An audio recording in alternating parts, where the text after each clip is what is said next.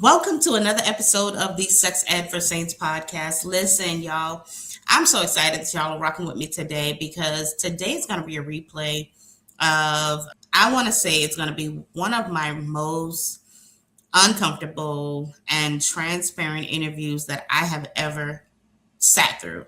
Okay.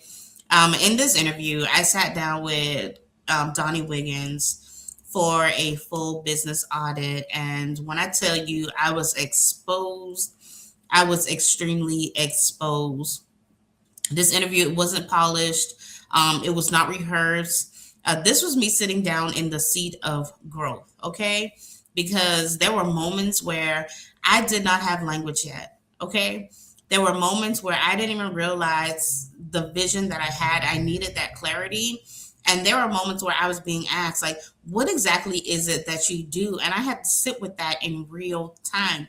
Keep in mind that this interview happened, like a year and a half ago. And so this is the truth. Like growth, it is extremely uncomfortable. And when you are being stretched in various areas, that is also uncomfortable.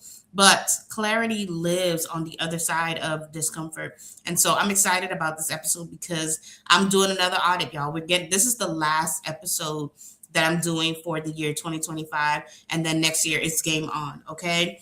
And so the reason why I pulled this episode out is because I wanted to do a business audit for where I am today and use this as a reference, for my 2026. And so, in this episode, I'm going to replay, the different clips and the conversation and pause along the way and give real-time reflections and teaching points and clarity using the framework that I have now built. As you listen, I want you to consider it the behind the scenes look at my growth. I'm being fully transparent in front of all of you today. And the reason why I'm doing it is because I'm holding myself accountable. You need community. And right now my podcast is a part of my community. And so I'm holding myself accountable to the goals that I have set, the things that I have done, the progress that I am making. I want to be able to show this full front because this is everything that it was that I needed when I started. And so, as you look behind the scenes for me, think of this as, my growth, right? Look at it as my clarity process and understand that this is my calling. This is what I truly believe that God has called me to do as one of the assignments that he has called me to do. And so I want to get into it, y'all. Listen, y'all go easy on your girl because this interview, when I tell you, it is so uncomfortable. And when you watch it, you are going to definitely see it is uncomfortable, but it was absolutely necessary. I want you to not just hear what it is that I'm saying, but what is it that I'm becoming? At the time of this interview, I still did not have the language. Today I have more clarity of the language that I needed during that time. And so, let me just clearly walk through, who I serve and what is it that I believe and what it is that I'm building using that framework. And so, y'all ready? Let's get to it. I do focus on biblical sexuality. I don't know that sex toys are biblical. Maybe I should finish my book. Remove the book waitlist. There is no waitlist. There is no book. You're just learning. You're aspiring. You're not a business owner yet. Welcome to the space where we tell our truth. Testimony, healing, breaking shame loose. Learning our bodies and walking by faith. Intimacy God's way, right here is the place. Sex Ed for Saints, Mondays at 6. We believe in the power of the story. Not just pain, but redemption and glory. Faith in the rhythm, hearts in the mix. Trust in educators. Mondays at 6, we're overcoming by the word of these testimonies. People getting free when we speak what's holy. Healing in our hearts, shame starts to split. Every story told, another chain gets stripped. Learning our bodies, learning his way. Intimacy and faith, walking day by day. This is where we heal, where the truth sticks. Sex Ed for Saints, Mondays at 6. Tammy Bo LaCroix. Is it LaCroix? It's LaCroix. LaCroix. Tammy Bo LaCroix, you are a relationship and intimacy coach. Yes? Yes. Alrighty. And you live here in Atlanta too? I do. All right, y'all ready? Yeah. Both of y'all are like super nervous. I know. David, if you were watching this, they think that this is the hot seat. And this is for sure not the hot seat. We're just going to do what I do every single day and coach entrepreneurs. Fair? Fair. All right, let's get it. So let me get my computer together over here. All right, so first I want to hear about your businesses. Tammy, tell me about your business. Well, I am an intimacy and relationship coach. So I teach biblical sexuality. So basically I coach women to be their best sexual selves and basically how to prepare for marriage, especially, those saints who want to get married. They don't understand or they're nervous about going into, marriage and whatnot. And I coach women who are also married on how to embrace marriage because, when it comes to the Christian community, they don't know really how to embrace the marriage bed. And so my role is to, educate them on their bedroom lives, educate them on their individual selves so that they can become their best selves. Okay. Are you married? I am. So y'all are at home having great sex. When we can. Okay. The reason why I say when we can is because right now my husband is living in the Bahamas. I'm living here in Atlanta until we can come over. But when we get together, okay? Y'all get together. And so then you're teaching the girls I'm teaching the girls get together how to get when together. they can get together. Exactly. Y'all, I just want to pause real quick because I'm in the Bahamas right now. And this is my second home, okay, with my husband. But when I tell you that, even listening to this right now, just going through the process again, I already see where there is growth because usually when someone asks you, what is it that you do? When you are from the business world, they have, either elevator pitches or, what is your statement or whatever. But whatever that is, it should be 30 seconds to 60 seconds at max, right? Usually it's that 30-second elevator pitch, and you basically are able to say exactly what it is that you do within that given time frame. And so from the gate, I'm pretty sure she's thinking, in her mind, like, this girl is probably new because she doesn't even have that XYZ statement together yet. But now if you were to ask me, who is it that I serve? What is it that I do? Tell me, what is it that you do? I would be like, I serve faith-based women. I serve faith-centered women who are married and feel disconnected from themselves, their bodies, and their spouses. Or if I wanted to be more specific, I could have said something like, I serve women who love God but feel confused, ashamed around, or stuck around their sex life. I could also say, I serve women who became wives and mothers, and somewhere along the way they lost themselves. And I could even identify with that even more and say, I serve women who are tired of pretending everything is fine in their marriage, or women who want intimacy that honors God without silent shame or struggle. Any one of those phrases I would have been able to say, and she would have automatically understood what it is that I do. And I didn't have to be so long-winded in just even saying that. And so I wanted to point out with even just that and the growth in that, is that now I'm able to articulate better who it is that I serve from this perspective. So I wanted to basically say that, but let's continue on. Exactly. All right. And so I don't know as much about your journey. You literally just joined my Actionable CEO community. I did. A week ago. About a week ago. I joined a week ago, but, I felt a part of the community for a while now because I've been watching you for so long. Mm-hmm. Yeah. So talk to me about why you decided to become an intimacy coach and a relationship coach. Okay, so it started a while ago. I used to sell products, like intimacy products, like toys, things like that. Like vibrators? Yeah, like vibrators. Yeah, we can just be adults. I don't know. I used to sell like vibrators and whatnot, okay. And I would host like events. And Wait a minute. Okay. Because you said biblical sexuality. Yes. Biblical sexuality. But you started off selling. Okay. I sell, yeah. Okay. I still sell, toys and products. Is there a praise and worship version? There is a holier version. A holier version. Okay. We gotta uncover this. So tell me how you got started. So I would host events where I would sell products, and I would cater to like mostly the Christian community. And at the end of the events, I would always get pulled aside because, women of faith, like they're very reserved. So like, during the event, like they'd be all reserved. And then, when they got me behind closed doors, they would have a lot of questions. Yeah. And so I got in it as a way to, help women, understand their sexual lives, understand products, because, when it comes to faith-based communities, they don't like to say what they want. They don't like to embrace things because they're afraid to. They want to know that whether or not what they're getting ready to do is going to be okay to do. And so they Like would have a lot of what? questions. Anything, No, like give me a like really whether or not they're allowed to use toys, or, certain positions, or, some of them were having pain, and they were feeling like they needed to embrace the pain because they were married.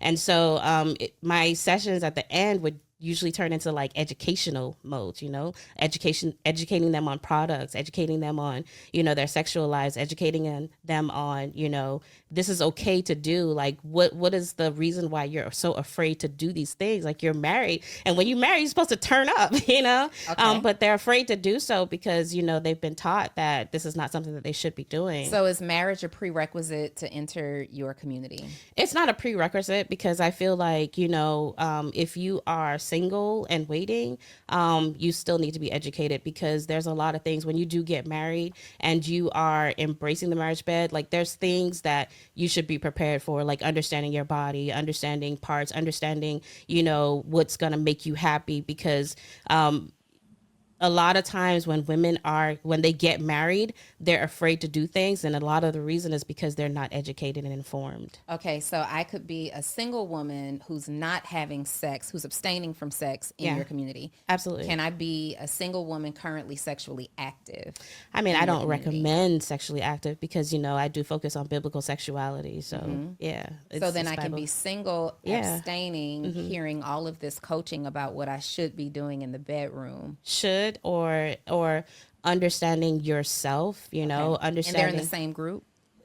Well, right now it is, because I don't really have like two separate groups for it, but right now it is. Yeah. Sure. I just want to understand the construct of your business so we know what's going on. I'm putting a note there, though, that we have single celibate or single and abstaining women in Right, the same right. community as married, let's get busy Yeah. women. Yeah. There could be a conflict, but I'm going to give you an opportunity to talk through that. Tammy, talk to me about the challenges that you're currently facing in your business.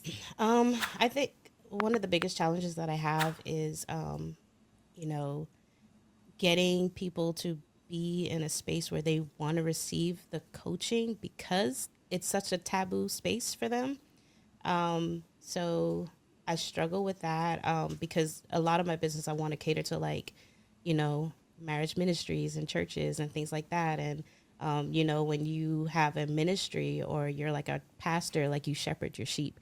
So you don't want to really expose them to things because you're not really sure on, what it is that you're exposing them to. And so, getting business is kind of hard, because, you'll have some churches that's like, bring everything, bring all of your products, bring all of the toys. And then you'll have some churches that's like, no, I The don't church is Yeah. telling you to bring it. Okay. Yeah, some. And Okay. then you have some that's like, no, I don't want to, don't bring any of those things. So that's a challenge in the business. And just, I guess it's that vulnerable space for people to be able to, embrace what it is that I'm doing. So. Is that Let me pause right here real quick, because as we're speaking about some of the challenges that I do have or have had in the past, and these are things that I currently work through, right? Because this field that I am in, when I tell you that it is an extremely difficult one, it's not one that you just decide to do on your own. It has to be, like the way that this came is I was in my bed, I was sleeping. Well, I wasn't sleeping. I was restless. I could not sleep. And it was like 3, 4 o'clock in the morning where I woke my husband up, because God was like, no, I really need you to, God was like, I really need you to give my people this information. And leading up to that, because I want to be transparent, And I'm going to mention it throughout this conversation. But what a lot of people don't know is that I struggle with the very thing that it is that I'm doing. And so, as someone who has experienced firsthand what it felt like to lose themselves in marriage after getting married and having kids, and trying to understand the direction or the purpose at that moment, because you have to really redefine sexuality when you're going through all the hormonal changes and the body changes and everything that's happening, because now you are, and it was, for me, it wasn't just one, it was two babies. I had my kids back to back, and so I was so completely dysfunctional when it came to my mental, emotional, and physical state. And so for me to be able to find my way back, I didn't feel like I had the resources that was necessary as someone of faith, because understanding why I don't want to be intimate, or understanding why I don't want to do all the things that I know God is allowing me to do during this phase. Why do I not want to embrace my spouse the way that God has designed or desires me to, right? And so, intimacy became a thing for me. And when I started learning and when I started discovering what that truly meant and how liberated I felt, when I tell you the information that I received just by getting educated, it was life changing. It changed my entire life. And I have not, I've been able to come from a place of I don't even want to say, postpartum or depression or anything like that, but it took me from a state to actually dissect what does it mean to be free when it comes to sexuality, truly in God. And so, learning throughout that process, and then being able to articulate that to others and sit in events and have these moments where I'm able to, share with individuals on how these things could be beneficial to them, and having these conversations, it led me to this, because what I learned behind closed doors and having, these one-on-ones with women, and coaching women and doing all these various things, is that they struggle with these things too. Women, wives struggle with losing themselves after they get married. They struggle with understanding intimacy. They struggle with the messages that they received, growing up from childhood into adult, the experiences that they've had from trauma, all of the things. And so, if I'm in a position to be able to help them and teach them and give them something that can make them feel liberated, then absolutely that was what I was going to do. And so, but that process it was a challenge, right? Because you're dealing with people of faith, and when you're dealing with people of faith, you're dealing with, privacy things, you're dealing with all these various things. Let me give you an example. Yesterday we went to an event, and me and some of my friends, we went to an event here. And when we went there, it was a very good time. We had such a good time. And during that event, one of the owners of the place where we went, I'm not going to say it out loud, she decided to do a little rake and scraping music, right? And I was doing my recording. And, as I'm recording, she's like, no, no, no, cut it out, stop the tape. And I'm thinking, everything that we're doing is safe as fun. And so I learned that she didn't want to be on camera because, she was shaking her hip a little bit, and she didn't want anybody to see her shaking the hip. But it wasn't in an awful way. It wasn't in a sexual way. It was in a fun way. It wasn't vulgar. It wasn't any of those things. But she was so concerned about people watching the clips and what they would think, that she didn't even want to enjoy herself publicly, right? And it was nothing to even hide, but in her mind, how she felt was, if somebody sees me shaking my hip even just a little bit, they're going to judge me for it. And so this is exactly the type of culture that we still deal with even today as it relates to anything sexuality. And so there are always going to be growing pains as we're doing this. And so I just wanted to give that example for a little bit, to kind of like touch bases there. Your only challenge? That's the main challenge. Okay. Is that your only challenge? No, it's not my only challenge. I guess being clear on what it is that I'm offering to people. Sometimes, like you mentioned earlier with the communities, you know, I thought about separating them, in terms of like having a group for like just women who are single and just women who are married. But I haven't really figured out a way to like, do all of that as yet. So, All right. Let's get into it a little bit. Uh, Tammy, what's your Instagram? the Marriage Lab LLC. The Marriage LAB LLC.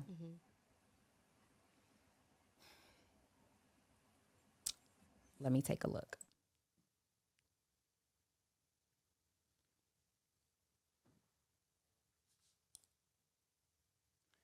I am a Christian based sex educator, an author, certified in sexual wellness, and an intimacy and relationship coach. I teach sexuality principles from a biblical perspective to help you understand how to fit into the equation of God and sexuality. Okay, great. This is on your Linktree page. I believe this is a Linktree, or this is your Beacons page. You said, okay, like you didn't remember what was there. Let's get candid, but keep it God. I actually like that line a lot. Let's get candid, but keep it God. Hey, God, can I, an ABC guide for your bedroom? There's a wait list for this. Tell me about this program. Well, this is actually a book that I have coming out right now. I created a book because I had so many questions on, what I can do, what I can't do. I created a book for it.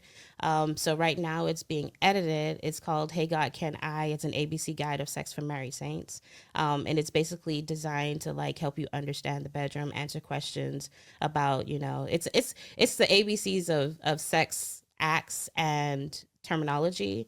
So that you get as much information as you can so you can make an informed decision for your bedroom. I don't know that sex toys are biblical. Sex toys, in fact, it depends because like it's one of those things where what one can do, one can't do. Can you give me the scripture? Well, there's no scripture that says, well, I could say that the bedroom is undefiled, right? Which is Hebrews 13:4. And basically what that means is you are allowed to explore your bedroom in the way that you would like to explore it, right? But there are limitations to that. And the limitations really depends on the couple. So one couple might be able to use toys and then another couple might not be able to use toys. My role is to help you identify what makes you think that. Like what makes you think that toys are not okay, because that is one of those things where a lot of people are like, toys are not okay, but where did that concept come from? Why would you think it's not okay for your bedroom? And I think a lot of times we make judgments on what we can do in the bedroom based off of previous experiences or what we've done in the past. And as a result of that, like a lot of things are suggested to be off limits when it's pretty much not. So there are people who can use toys, but there are also people who cannot use toys. At the end of the day, it's going to be one of those things where your convictions are going to be your convictions. So if you feel like it's something that you can't do, then it's something that you can't do. But if it's something that you can do, then you're absolutely welcome to do it. Yeah. I think here you're going to have to make a choice. Number one, I see that the biggest issue for me, or concern, it's not really an issue, but the biggest concern for me is that it sounds like you're trying to fit everybody into a community, that the principles that you teach are for a very specific community. Right. If I am first of all, this is for women only, right? Yeah, it's okay. Women. I'm a Christian-based sex educator. Okay, so nothing here says that. Number one, so we got to get some clarity. Okay. In your. So y'all, every time I'm hit with the, our toys and are they okay, and it's one of those things where I feel like I explained that fairly well during that segment, and I still feel that way. And so when it comes to toys, when I tell you it's not a one size fits all type of situation, but it's not something that God is against also. I don't just sell toys. And so, whenever I talk about toys, whenever I'm mentioning anything that has to do with toys for the bedroom, I have my mindset is not just on vibrators. It's really on the fact that, think about the definition of a toy. It's anything that you play with, right? And so when you're looking at it from that perspective, there are toys or marital aids that people use to enhance their sexual experience. And there is absolutely nothing wrong with that. Now, the level of which device that you use is helpful when you are educated on the purpose that you're using the device, the intent, all of these various things. Let me give you an example. I've had clients with, diabetes, with who've had strokes, who have had, various things that has happened to them physically where their mobility was limited, and they absolutely wanted to stay connected to their spouses. And sometimes the only way for them to be able to do that was to be able to use tools in order for that to happen. And so when I'm thinking about toys for the bedroom, I'm also thinking about the way that it's being used as a tool. And so, it's not a one size fits all. It's not for everybody, and that is completely okay. My role is not to force it on you, but my role is to, give you an understanding of, okay, you want to use a particular item, you want to use a particular thing. How can I educate you so that you can have the best information or the most information that you need possible so that you can make an educated decision on your bedroom? And if you feel a conviction around it, then you absolutely, it's completely fine. But if you don't feel a conviction around it, then, absolutely explore and enjoy your bedroom with limitations and parameters around that. And so I feel like when it comes to my clientele, I do a fairly good job in explaining, because just as toys can be helpful, it can also be harmful. And what makes it harmful is not having the proper level of understanding of why you're using this device in the first place. You can absolutely use it for fun. I did a whole episode on toys in the bedroom, so you should check that out so that you can absolutely understand whether or not this is something for you. And so, one of my things or one of my beliefs, as it relates to what it is that I do believe, as we'll get into some of those things later, is that, as a Christian, if you have a healthy relationship, if there is nothing wrong with your relationship, that toys is not sinful. It's not sinful. Essentially, it's not a sinful thing to use. You can use it in marriage. You use it to enhance the connection. It's not something that's going to replace your spouse. It helps you to overcome some of the challenges that you have, especially people who have low desire, pain, or difficulty reaching orgasm. It's something, that you have to communicate and be in unity on. So there are various levels to when it comes to toys, because it's not just toys. Vibration toys or buzzing toys is usually what I call it. But there are levels of different tools that you can use to enhance your bedroom. So I just wanted to clarify that, because I get a lot of heat. I get a lot of smoke when it comes to toys, but I'm telling you, in my field, it's absolutely essential for a lot of the individuals who, I speak to, or a lot of the individuals who purchase some of these products. Let's get back. Business. If I am a woman and I'm married, I have no experience being married, but I do have experience being a woman, and I don't know that I would want to be in a community where my educator is a vendor of sex toys, teaches that it's okay, but I am completely against it, right? I don't know that my voice will be heard inside of this community. I'm going to be afraid to speak up. I'm going to be afraid to say that, no, that part's not for me, because now it looks like I'm judging, or now it feels like I'm judging my community members. So I would love to see a space where I would love to see you pick a lane. Okay. You're either that sexuality coach that teaches from a biblical perspective with an edge. I understand undefiled, and I understand also what Hebrews 13 says, right?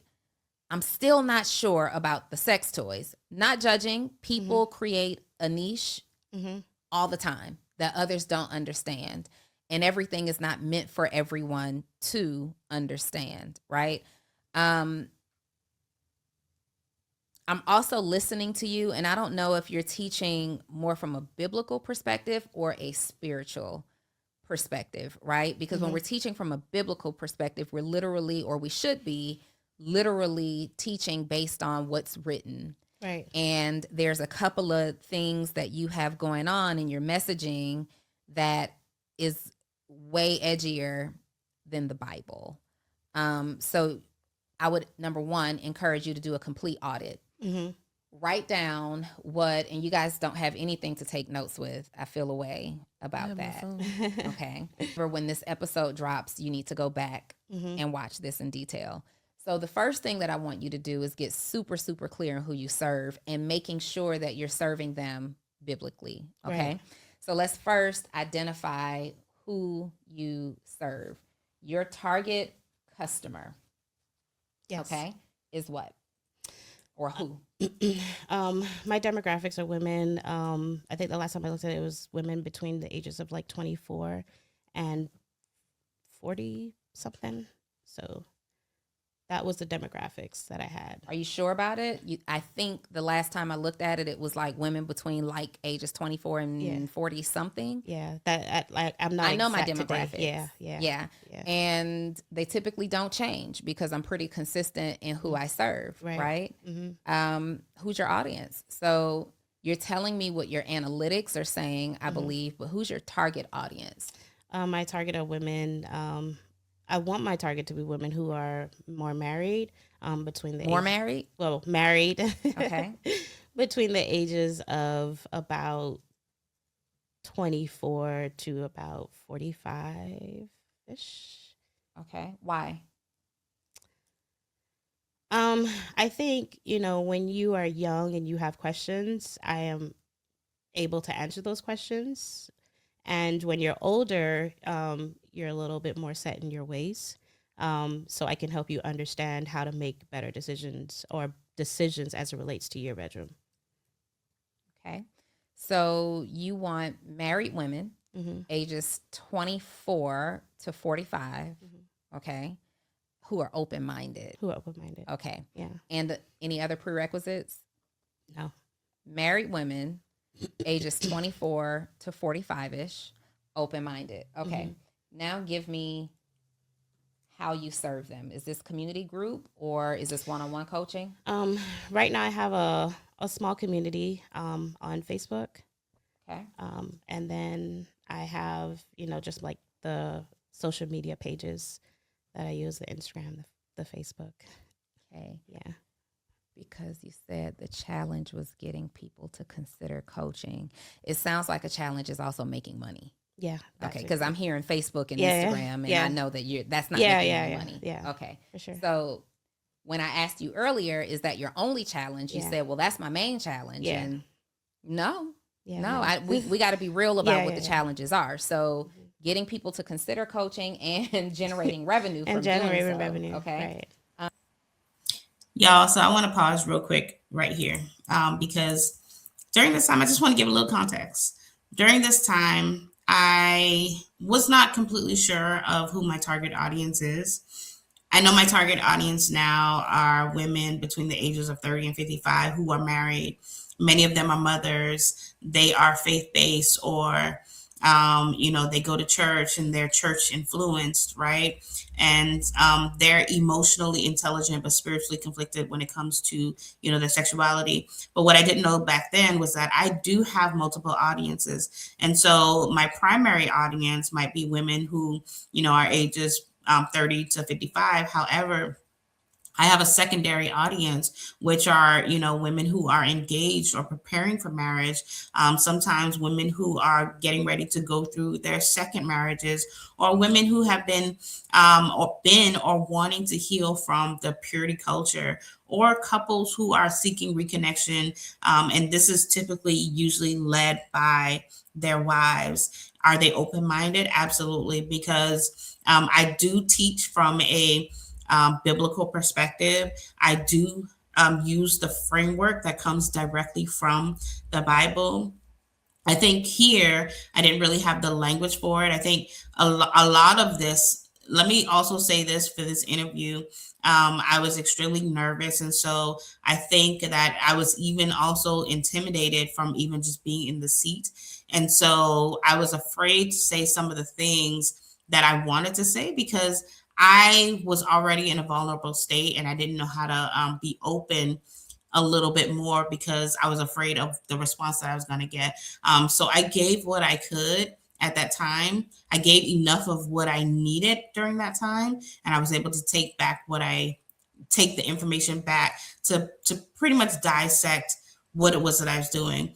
I also want to mention this because when I was doing this business initially, I was working for one of those network marketing companies. And so during that time, when I was working that network marketing company, I was bringing in some good money. I had some great months. However, as I was getting more clear on my goals and what it was that, God desired for me to do, because of the restrictions of the network marketing company, I had to take a seat back. And so, which meant that because of the contracts that I was in with that company, there was a non-compete clause. And so I had to actually stop my business for the terms of that contract in order for me to be able to do and grow my brand and do exactly and serve my community the way that I needed to serve them. And so what that meant was I couldn't sell other products because of the conflicts that we had with the contract, because of the non-compete clauses. And so I was doing so well financially, and to be able to stop that, I took a financial hit.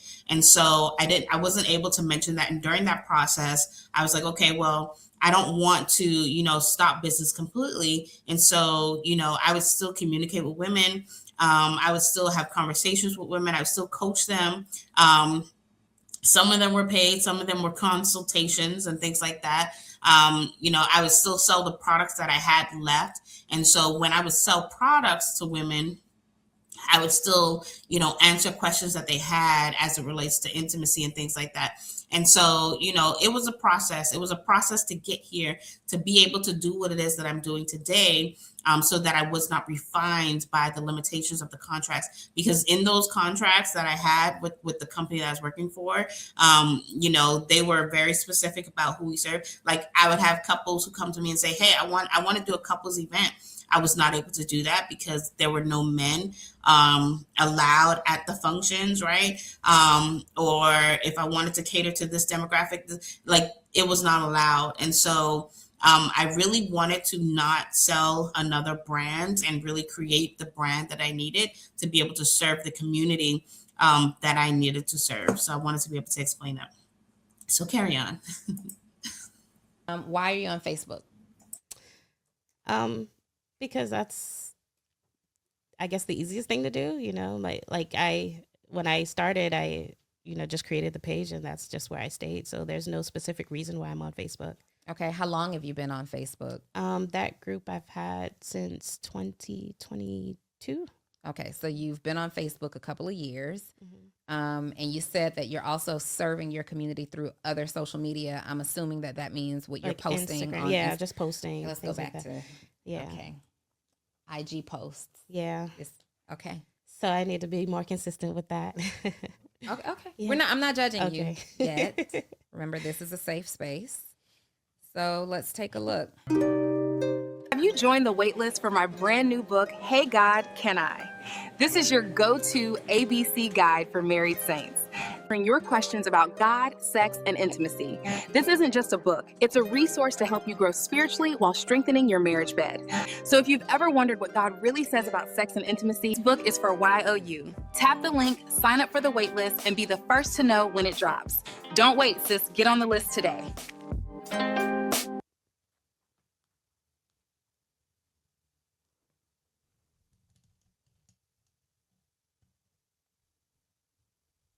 Consistency is for sure an issue. But let me look at these posts.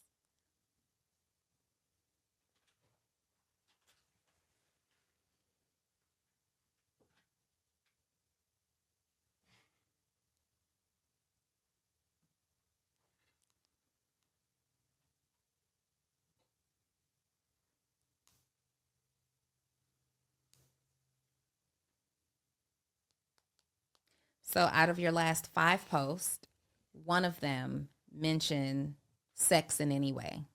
Okay. Mm-hmm. We've got a post, I think this is Montel Jordan, who is preaching. I don't hear the message, but I know it's not sexual. Great doesn't always mean first is the title here. Then we have another post that's talking about a boy will talk to a girl forever and never make her his girlfriend. Well, that's not in the age demographic of 24 to 45-ish. We're talking about boys and girls here, okay? Yeah. Your demographic are women, all right? We've got a post about 50-50 in relationships and great first dates. We've got a post about weak men. And then we've got a joking post about his wifey wants the D. Okay, there's one. But let's see. Your caption simply says, you have not because you asked not. There's no education here. Yeah. There's no correlation as to why you posted this and how it serves your audience. And then next, there's a baby, a toddler on here about his, I don't know, kindergarten, pre-K relationship, about his lunch, talking to his mommy. Okay, I've seen that meme. It's hilarious. Then there is hanging out with competitive couples. There's everything here except for education to married women about sexuality. You don't have a business. Yeah. You have an idea, you have a concept in your head, and you need to get clear. Yeah. You should have been sitting here with pen and paper ready to soak up all the notes, right? Yeah. Instead, you are here, and I get it, maybe you're nervous, but you're here, you have nothing to write with, yet everything is wrong with this positioning, okay? So let's get some clarity here. You retain this at this point, however you retain it. Do you have your phone with you? Okay, let's grab your phone. All right, so first things first, we understand who we're serving. You are serving women. These women are married. Their age is 24 to 45. They're also open-minded. Currently, you are serving them through a Facebook community and through not through IG posts, because I've just looked through 14 posts and one of them talks about sex. Okay. So right now, let's talk about the cost. Is there any cost involved right now for this coaching? No. All right. So we're not in business. We have a cute hobby. Currently, no cost. You're not charging for anything. Not right now. No. Not right now. No. Okay. That's fine. Let's see. We've got the who, the how, the cost. Why are you so connected to this mission? I think I'm very passionate about helping people understand, sexuality from a biblical standpoint, because I understand how it impacts them when they do get married. Like, you have done a lot of things prior to marriage, and then, when you get married and you're in a space where you are a part of the Christian community, it's kind of like one of those where it's like you don't know how to embrace your marriage bed. Like, you're nervous to do things. I had a client one time who Client? Yeah. It was a client. I had a client one time. Yeah. What'd they pay you for? Well, I mean, it was free consulting. Because that's not a client. Okay. Okay. So I had a consultation. Let me just clarify this real quick, because my mind had went completely blank during this time because she had questioned me in it. The individual who I was referring to actually purchased products, and when they purchased a product from me, I was able to have a conversation about some of their concerns as it relates to their sex life. So technically, they were a client, not a coaching client, but they purchased a product from me. And so that's typically how that would work. So I wanted to explain that because I needed to redeem myself from that. Okay.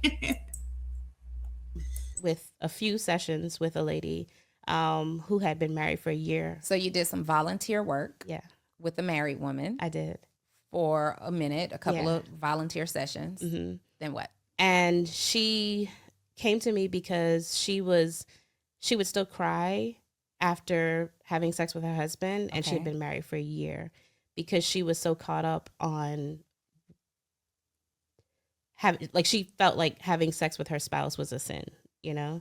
And so she still felt the guilt and the shame attached to that. And she couldn't really understand why. And I'm like, well, why do you feel that way? It's kind of like a switch that you just can't turn off because you're married. Um, you have this idea in your head that, I'm not supposed to do a thing. I'm not supposed to do a thing. And then when you get married, I'm free to do a thing.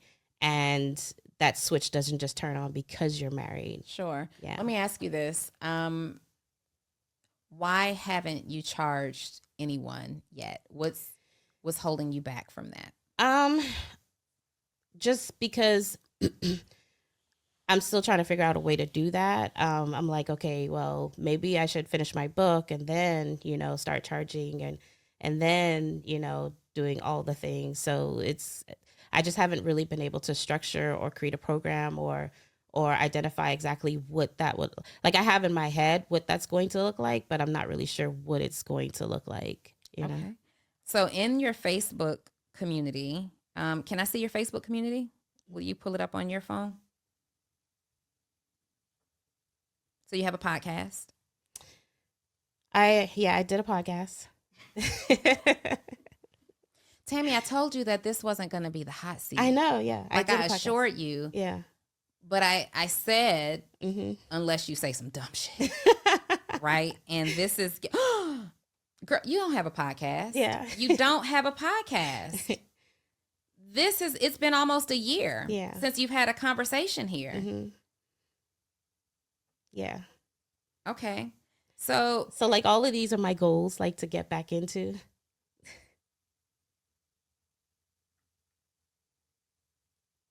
let me see your Facebook group.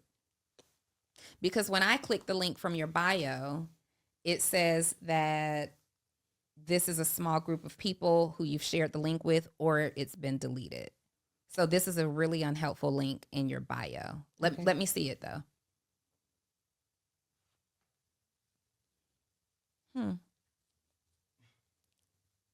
It's taking a minute, Tammy.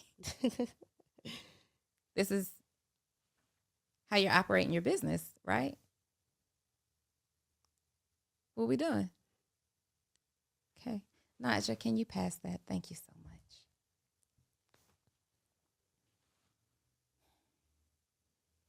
Girl.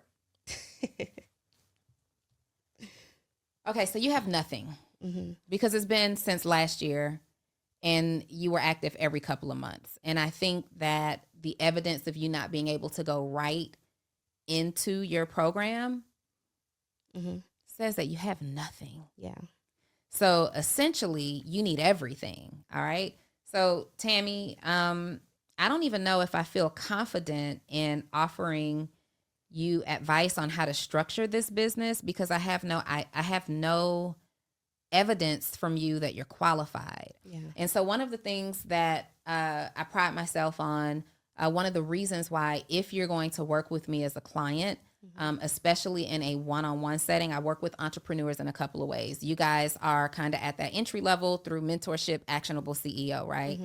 And we're building that community, and there's like a pool of various entrepreneurs that are in that group. There are people who are aspiring, which is what I need you to admit to. Yeah. You're aspiring. You're not a business owner yet. You have an LLC? Yeah.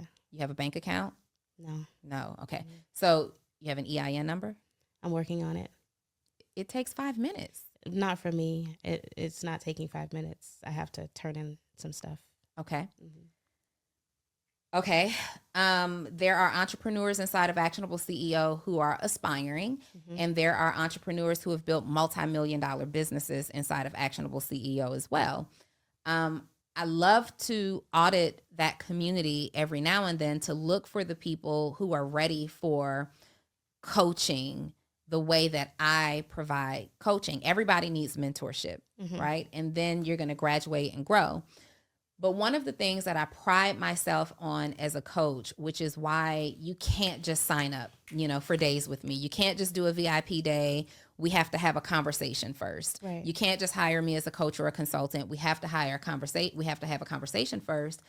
And the reason being is because I want to at least put prerequisites in place to make sure you're qualified for me to help you build something. If you already came here with something built out and, that's a different conversation. But for me to help you put these things in place, I want to see some evidence, and I see nothing.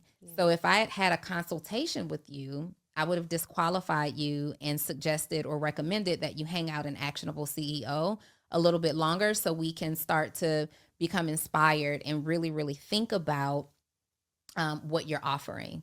Because as I'm looking at the notes that I've taken here, based on what you've can I see that Facebook community one more time? Thank you.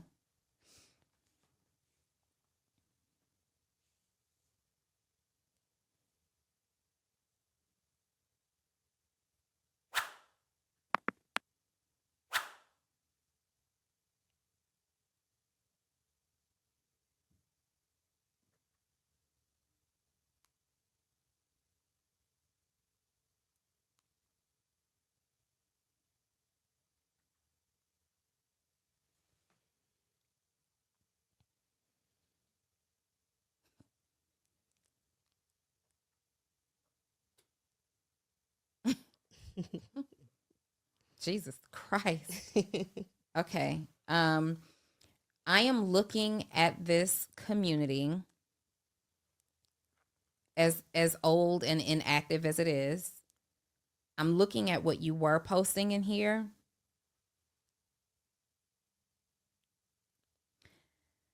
And other than these flyers inviting women to speaking engagements or church events, I see nothing biblical here. Nothing. Nothing. In fact, I see sex toys. I see sexual self-care checklists. I see the importance of self-care for moms especially. I'm seeing pictures of you and your sister at Freaknik. And I probably was there that year, for sure. Upside down in a handstand. I'm just playing. I like to mess with my child sometimes. I'm joking. I see child abuse and child abuse prevention tips. I see information in here for caregivers. I see several of these posts. I see quotes from Maya Angelou about speaking up for other people. I don't see anything relatively biblical in this community. And even when I asked you 3 times about your target customer on purpose.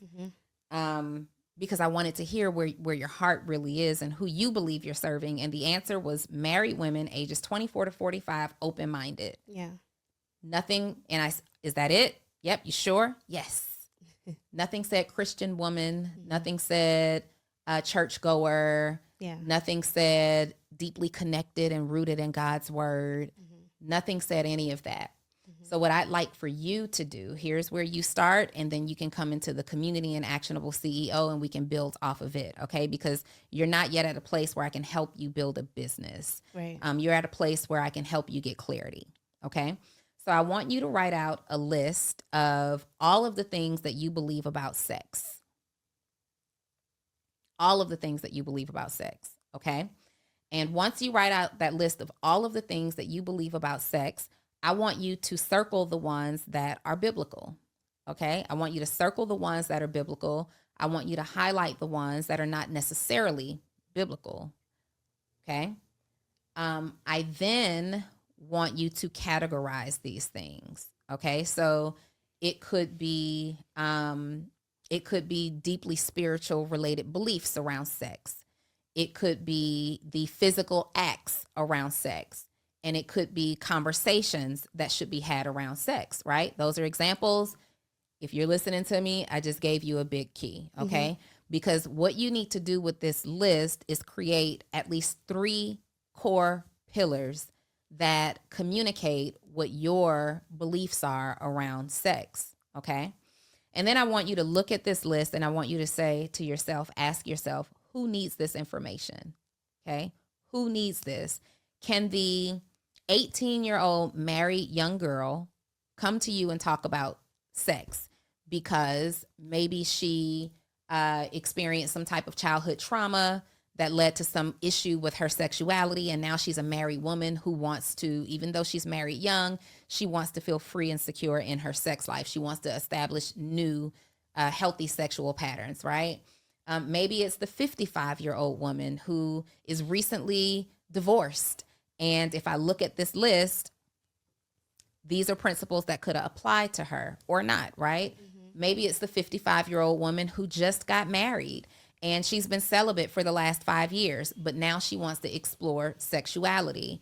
Are these things that are relevant to that woman, right? And I want you to identify who needs to hear this message, okay? Then I need you to start educating these women. That means that you need to re-engage with this Facebook page, and you're going to now start writing or sharing with them information that will pique their interests, okay? Now, how do we know that this information is going to pique their interest? Market research. You need to do some market research. I want you to get in all the blogs. You're on Facebook anyway. I want you in Reddit and Quora.com. These are online blogs where you can pretty much look up all kinds of conversations that are happening around whatever topic you want to discuss. And I want you to get into these blogs and I want you to become obsessed with seeking the information that this particular audience needs. Okay. What are they having? You can literally go on Reddit or Quora and say, what kind of conversations are married women having about sex? Right there. Now we've got some talking points. Okay. Now we've got some talking points, and I want you to identify the conversations that are relevant to you, that you have experience with. And I want you to start in that Facebook community and just start to get the women re-engaged. Okay. While you're doing that, though, you have to share the same information over on your Facebook group. On your Instagram page.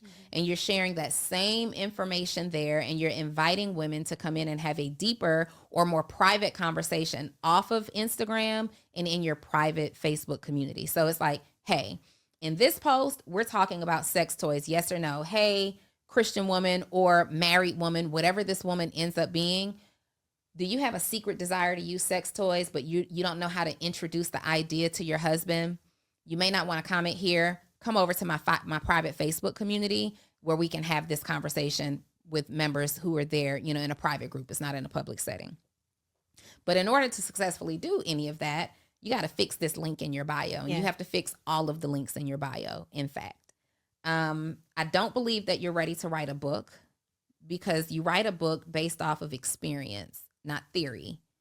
And I'm already getting the theory because, again, there's no information unless you can show me years of market research and journals and all these things in which you've experienced. You brought nothing and you're showing nothing. Okay. So I'm telling you that you're not ready based on what I see. So unless you've got these years of market research and you've tried some things and you have experience, I saw you talking about porn. Hey friends, quick pause in this lesson because I need to put you onto something that has been blessing so many households. This episode has been sponsored by Covenant Eyes, the accountability app that helps you protect your eyes, your mind, and your marriage. If you're serious about keeping your digital life pure, guarded, and God-honoring, Covenant Eyes is a game changer. It helps you to stay accountable online and creates a safe space for your heart and your home. And listen, because you are a part of the Marriage Lab, you get 30 days free when you use my code Marriage Lab. So go ahead, Take that step. Cover your devices and cover your covenant. You have experience with porn, or or deeply rooted, committed beliefs, principles around porn. Unless you are able to communicate that information from a place of experience, not theory, I don't believe you're ready to write a book. I believe the book idea is amazing. The idea is amazing. And I believe that as you now start to re-engage your community, you have the opportunity to start taking notes and getting some real information that's authentically you to put in this book. Okay. So I would for sure remove the book waitlist. There is no waitlist. There is no book. What could you possibly be writing? Yeah. Okay. So I would remove the waitlist from your bio, because what you don't want to do is tease people with information for a long time. Yeah. Okay. The waitlist is for when the books are in pre-order. It's edited, it's done, it's pre-ordered, and you can get your book ASAP. Then we're going to go over here to this website again, talking about join the waitlist. No, your focus right now is on building the community. What's your focus? Building the community. Are we selling in a book right now? No. Are we promoting a book right now? No. Should we have a wait list for a book right now? No. Because your focus is Building the community. and we're going to build the community how? By being consistent with the posting, doing everything that you just told me to. Like what? Just now. Going over the points, understanding my audience, getting more clarity of who I'm speaking to, redefining what that is, engaging with women, and try to get them to my Facebook group so I can answer questions and do my my research, my data research and all that good stuff. Okay. Now, the next thing. I still don't know that this is biblical. That list that you write out is going to determine that. You may be a biblical woman, but that doesn't mean that you're teaching biblical processes. You may enjoy reading your Bible and learning your Bible from the front to the back, okay? But that doesn't mean that what you're teaching is biblical. I go to church, but I curse a little, all right? I can't go into the church cursing a little. I have to edit who I am. So if I am coaching you and I say, get your shit together, I'm not coaching you in a biblical manner. I'm coaching you in a Donni Wiggins manner. Does that make sense? Yeah. So it's not, I go to church, but that doesn't mean that I am teaching you from a Christian perspective. I have a friend who's a business coach and she works with women of faith. She teaches biblical principles for sure. Okay. I don't know if I feel for sure about that. You might just be talking to women who are married who need to discover something about themselves and their sexuality. In your community, are you speaking to women who are married to men or women who are married to women? Does it matter? To married to men. Okay. I'm asking that because your podcast is talking about trans. It's also talking about from gay to saved. And that's not your audience. It's just not your audience. If you're serious about this being your audience, then these conversations is somebody else's mission. There is a person out there whose mission is to help save gay souls, if this is what, or homosexual souls, because it looks like this is something that these podcast episodes allude to based on the descriptions here. Okay. You can't do both. You can't be pro-heterosexual or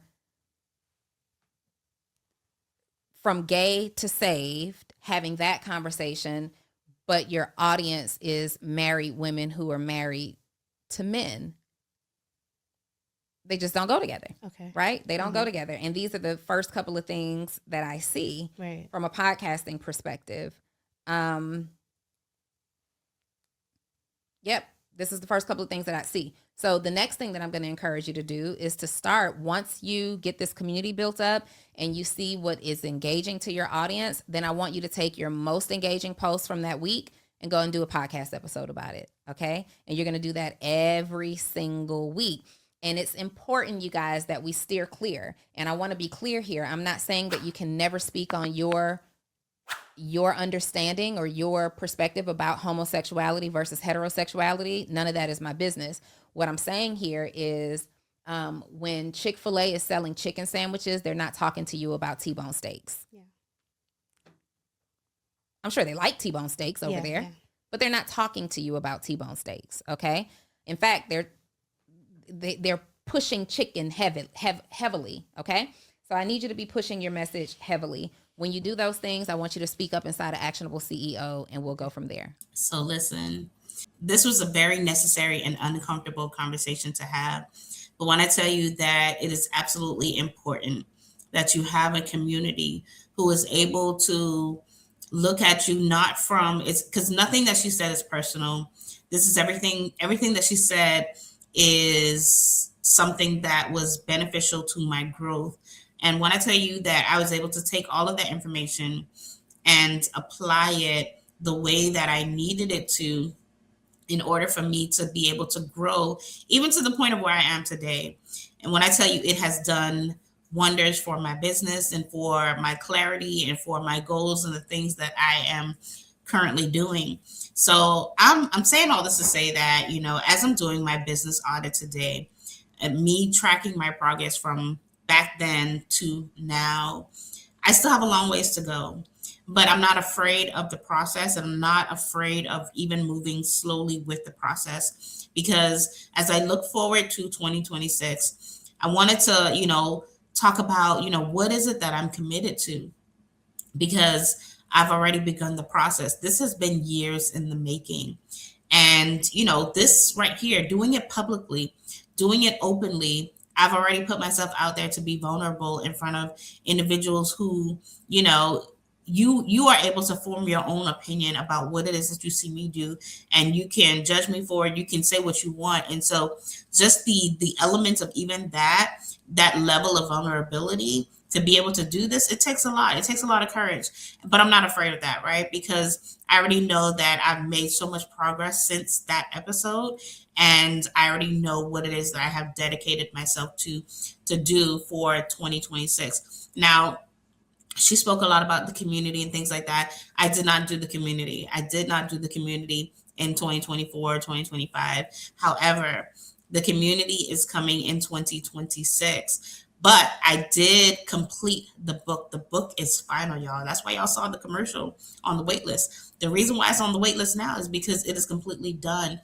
But when I tell you that this book has been 3 years in the making, and it is filled with research and data and all of the things, experiences, as well as, clients that I have worked with in the past who have actually paid me, right? All of the things. It is so much. It's so fulfilling, and I'm excited to roll that out in February. But having the backing and the resources to be able to do that is already an achievement in itself. And so in 2026, I'm gonna, wind down with this, because I wanted to share, that I'm committed to growing the community intentionally, speaking more, teaching more, dissecting more, and showing up consistently and visibly. And I have been doing that, y'all. When y'all go to my social media, the Marriage Lab LLC, or any one of my platforms on, Facebook, the Marriage Lab. You can get to Facebook from Candid Talks with Tammy. I'll put the links at the bottom. But I'm taking it up a notch. Basically, I'm taking it up a notch, and hosting deeper. My podcast is 2026. When I tell you the podcast is podcasting in 2026, intentional conversations. My podcast is doing amazing. I've been doing it, I think, consecutively for 6 months now. And, I have already gotten 2025 binge-worthy podcasts. I've already been celebrated for my podcast being in the top 100 for the category of Christianity, right? I'm achieving milestones in terms of, downloads for the podcast at like an extremely high rate. And so I'm excited, because now with the coaching and communities that I'm a part of, this is why communities is important. Communities are important because they're able to help you and guide you along the way and build that clarity. You can ask questions, and you need mentorship.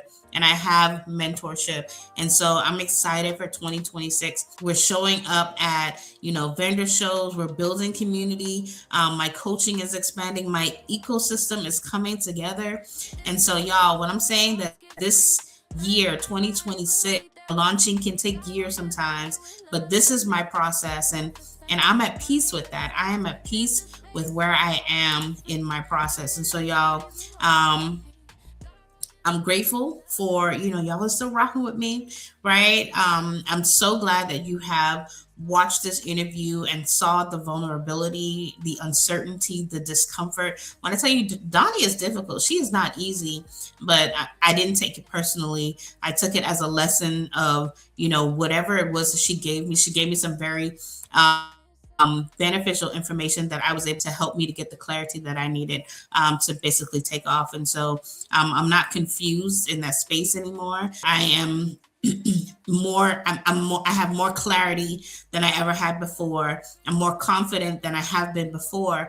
And so I just want to thank you all for walking this process with me. Thank you for holding a space for my growth, and thanking you for, allowing me to grow out loud. This is not the end. This is just the beginning. Share this episode with the last 3 individuals that you spoke with. And that's it until next time. Bye.